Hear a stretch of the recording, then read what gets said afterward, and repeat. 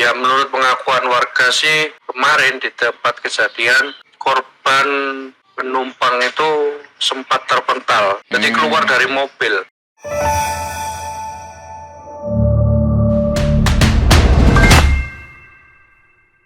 Ya, Assalamualaikum warahmatullahi wabarakatuh. Follower semua dimanapun Anda berada, apa kabar Anda pada pagi hari ini? Kita jumpa lagi di Ngopi Ngobrol Pagi, membacakan beberapa informasi dan berita-berita menarik yang terjadi selama satu hari kemarin hingga pagi ini. Di Jumat 12 Agustus ini ada beberapa sorotan yang cukup banyak, dan mulai dari peristiwa kecelakaan sampai peristiwa peradilan. Tapi sebelum kita mulai, saya tak ngopi dulu. Acaranya kan ngopi dulu. Ngopinya pastikan jangan banyak-banyak gula.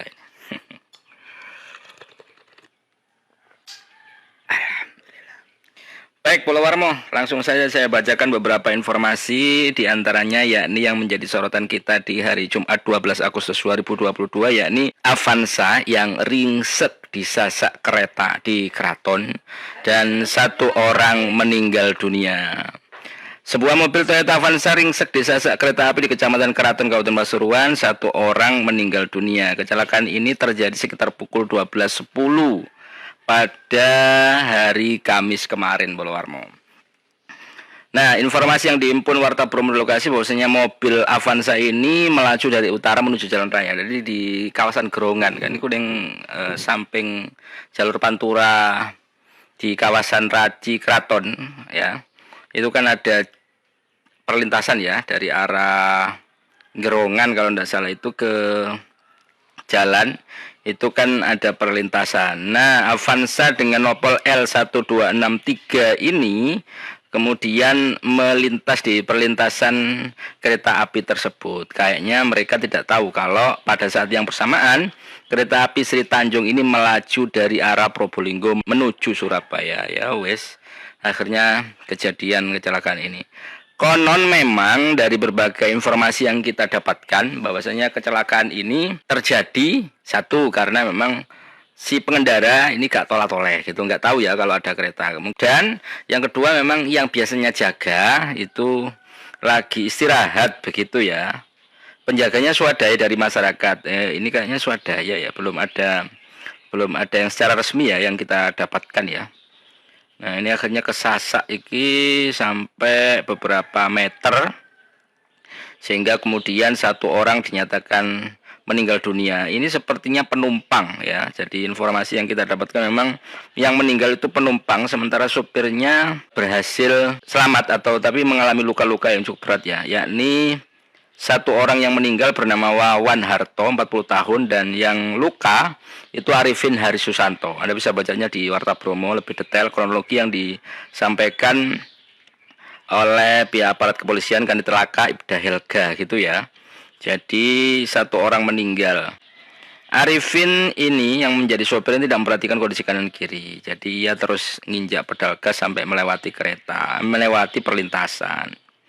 Nah, ini kita memang banyak sekali di jalur-jalur yang tanpa palang pintu begitu. Itu beberapa informasi ya yang terkait dengan kecelakaan lalu lintas tepatnya di daerah kawasan Gerongan. Selain itu ada yang menarik juga kaitannya dengan temuan rel kereta di jalur perlintasan. Halo Don.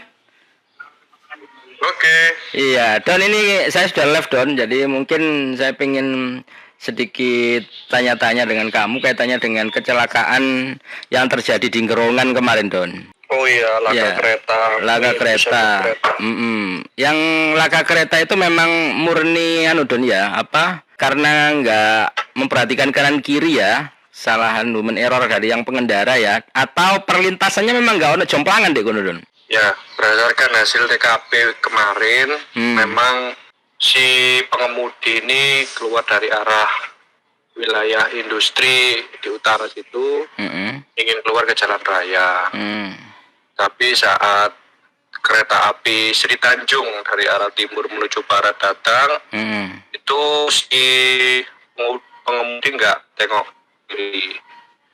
Saat itu juga memang kepala pintu terbuka dan yang menjaga lagi ditinggal sholat. Dan itu memang nggak ditutup berarti ya, posisinya nggak nutup ya, jalan di palang pintunya itu ya? Ya memang kemarin ini memang nggak nutup, soalnya kan penjaga palang pintu di situ sedang ditinggal sholat gitu loh. Kalau sehari-hari memang ada palang pintu, tapi palang pintu itu hasil swadaya dari masyarakat dan beberapa industri di wilayah utara sana. Jadi dia bukan petugas PJKA ya, petugas apa ya? Petugas Bukan. kereta. Bukan. Bukan. Berarti gak ono palangi resmi ya dari pihak Ya. kereta api ya? Bukan Ya, ya? nggak ada palang resmi, nggak ada palang pintu resmi. Yang disediakan adalah cuma palang pintu swadaya dari beberapa perusahaan di utara sana gitu. Jadi tinggal pas sholat.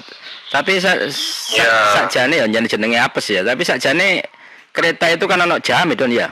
Ya, kalau menurut si bapak penjaga Kholili namanya. Iya. Kholili yang biasanya menjaga di perlintasan itu, dia itu kalau kereta ini biasanya datang sekitar pukul 10:30. Dia memang mungkin nggak tahu jadwal atau lupa atau gimana, dia jam segitu ditinggal sholat. Tiba-tiba balik dari sholat udah terjadi kecelakaan. Yang sebuah mobil Avanza ringsek sekitar 20 meter dari tempat perlintasan kereta api atau palang pintu kereta api. Nah, sejauh ini yang meninggal itu memang sopir ya? Penumpang. Ini yang meninggal adalah penumpang yang meninggal adalah seorang penumpang yang juga sebagai bos rotan di wilayah situ, warga Surabaya. Jadi sing duwe pabrik dan berarti ya? Ya, yang punya pabrik sama supirnya juga warga Surabaya. Ya, tapi supirnya yang selamat ya, oke, ya. Ya. Iku keseret don ya? Dia keseret sekitar 20 meter dari palang pintu kereta api dengan kondisi mobil yang ringsek sebelah kiri. Mobil itu rusak parah, depan rusak. Ya, menurut pengakuan warga sih kemarin di tempat kejadian korban penumpang itu sempat terpental, jadi keluar dari mobil. Ya. Dan mobil itu sempat terbalik dan dibantu oleh warga untuk menolong sopir yang masih terjebak di. Berarti sopir yang di dalam. Di pengemudi, iya. Oke. Iya Don, tahan dulu Don, saya juga akan membacakan ini informasimu yang terbaru ini kaitannya dengan penemuan rel kereta ini ya, yang kemarin yang kamu live-kan juga. Nah, itu gimana Don? Rel kereta yang ada di Masjid Jami itu kayak apa itu? Kok ono relay terus bagaimana itu ceritanya setelah ada rel itu? Apa di pendemannya apa di Jupuk relay Don yang di depan Masjid Jami Kota Pasuruan? Ya, cukup menarik juga ya kalau penemuan rel kereta api di depan Masjid Jami Kota Pasuruan ini. Memang pemasangan atau proses pemasangan payung dinas sudah dimulai sejak hari Rabu kemarin. Berat memang lagi bekerja di depan situ mengeruk, tapi menemukan sebuah kereta api. Kereta api kemarin siang saya sempat ke TKP, ya berbincang-bincang dengan warga yang memang dulunya memang sempat mengetahui kondisi atau rel kereta api di depan Masjid Jami itu. Ya, menurut warga memang 55 tahun yang lalu dia masih kecil, dia sering bermain di situ. Memang ada jalur kereta api ya yang dari wilayah situ menuju barat hingga menuju menuju ke utara dan selatan gitu. Itu memang tram ya untuk ngangkut tebu kayaknya ya yang di sana ya. Apa beda ya? Kayaknya kan dekat dengan P3GI juga. Dari warga sing biasanya jamaah Masjid Jami ini ya dulu sempat zaman Bamba penjajahnya ya dulu sempat dijadikan wadah transportasi sih. Digawe ngangkut nonik Belanda paling ya. Ya dari Pasuruan, Malang, Surabaya. Ya. Jadi lambat laun kemudian itu lori itu dijadikan pengangkut tebu lah. Terus siapa itu rencananya? Apa dicoba apa ya apa Don? Ya ini informasi yang masih belum konfirmasi sih sebenarnya. Itu rel kereta api ke depan dilepas atau Jorok. tetap di situ apa diambil lagi. Kami akan nanti segera konfirmasi kepada dinas terkait. Tapi dawa iku Don ya ngarepe masjid iku dawa ngono ya berarti ya. Mulai teko Iya, kalau niaga iku. Ya, Mubeng apa ya apa Don? menurut- Ketoke mubeng apa cuman di ngarepe Masjid Jami tok kota? kalau menurut saya sih itu panjang ya, mulai dari Arah Kumala sampai Pleret panjang situ. Oh, ya. Berarti langsung diuruk biyen iku berarti ya relay ya. Ya, langsung diuruk. Memang peta zaman dahulu menunjukkan memang ada beberapa jalur rel kereta api di wilayah alun-alun Kota Pasuruan hingga ke selatan. Oke Don, terima kasih Don informasinya.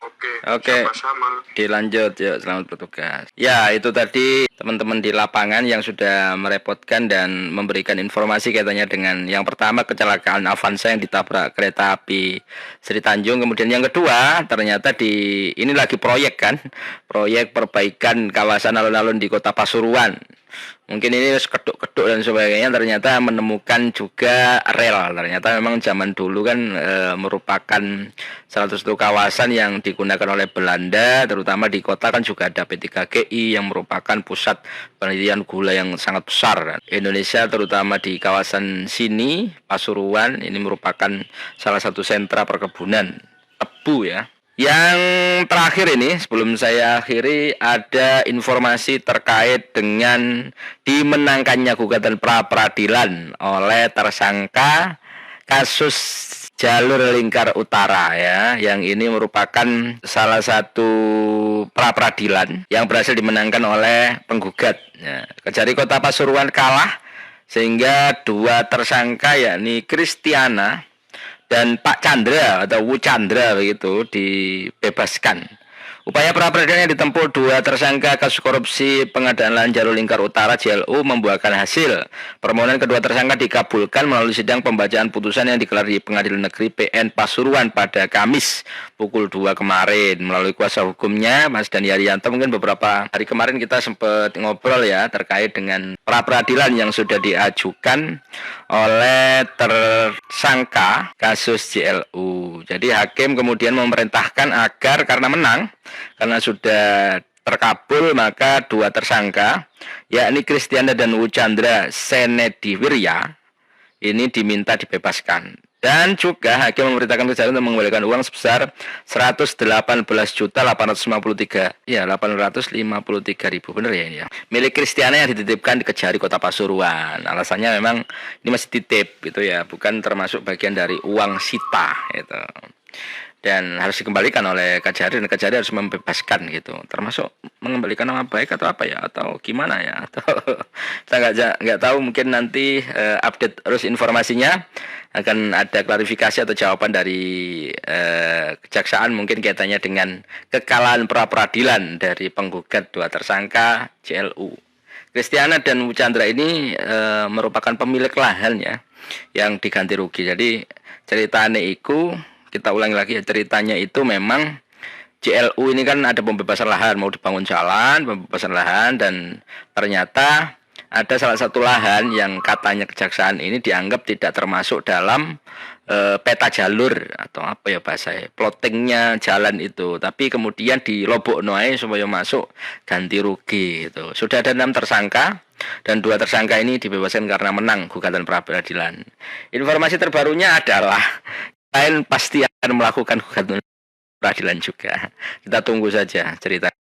Terima kasih untuk Jumat pagi ini, sukses selalu buat Anda.